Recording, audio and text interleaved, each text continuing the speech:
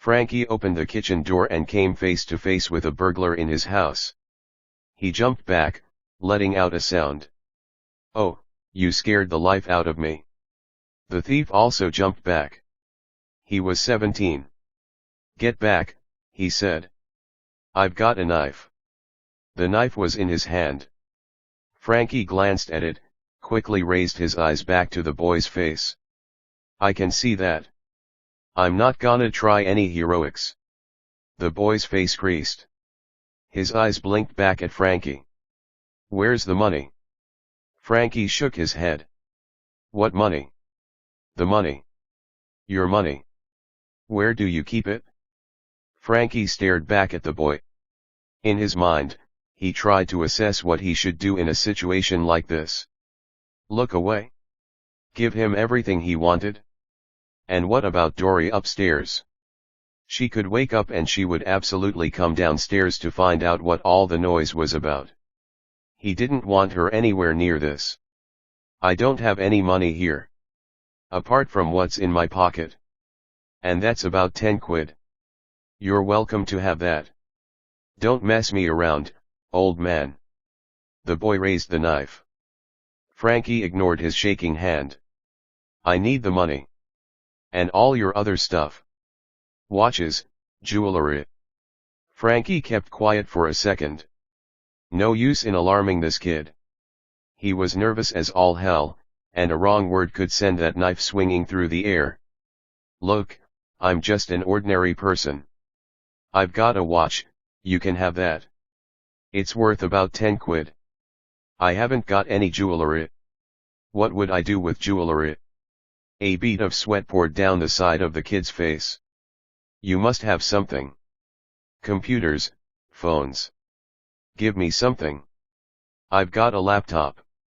"I don't know what you'll get for that." "Not much, I don't think. It's upstairs." Frankie regretted saying it as soon as the words came out of his mouth. He needed to keep this kid downstairs. "I've got a phone. But British Telecom gave it to me. I don't even know how to use it properly." He smiled back at the boy in an attempt to appease him.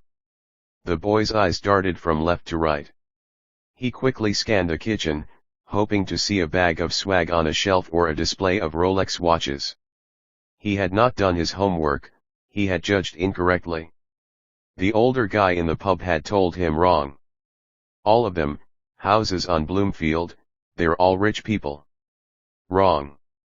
They might have some money, but they didn't keep safes in their living rooms embedded in the wall behind a picture.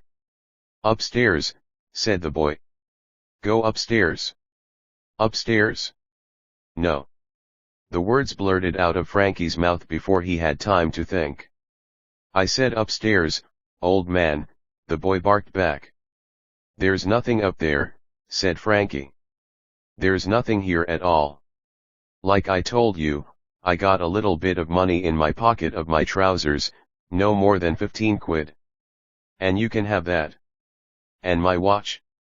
I only use it for telling the time. It's worthless." "Go in there," said the boy, jerking his head to the living room. He stepped forward, the knife held at eye level. Frankie stepped back. The boy came forward and Frankie reversed back to the living room door. He opened it and stepped in. "Turn the light on," snapped the kid. Frankie clicked the switch. The boy came forward and shoved Frankie into the middle of the room. "Sit down," he said and shoved him onto the sofa.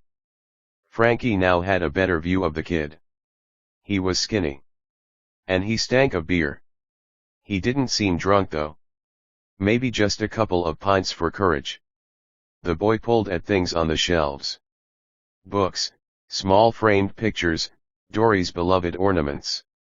He was muttering to himself. "You must have something, you gotta keep something here." Frankie stayed dead still on the sofa. He prayed that his wife did not hear a sound. "Where's the stuff?" The boy reeled on Frankie again.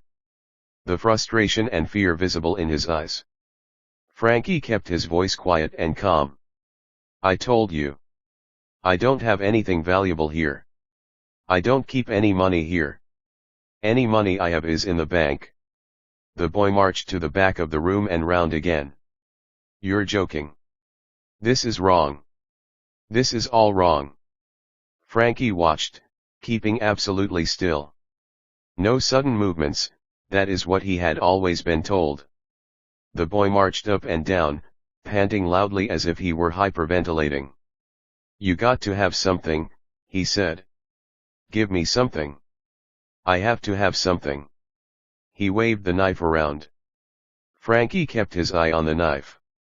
He didn't stare directly at it, but just made sure he could see it in his peripheral vision. I can give you money, he said. He had to get this kid out of the house. But we have to go to the bank. We can go in my car. Don't mess me around, old man, screamed the boy. I'm not. I can see you're desperate. I'll give you money. We can drive down to the ATM at the bottom of the road. The boy stared back at him. His teeth bared and his eyes wide and wild. Give me $1,000. Give me 1,000. All right, said Frankie.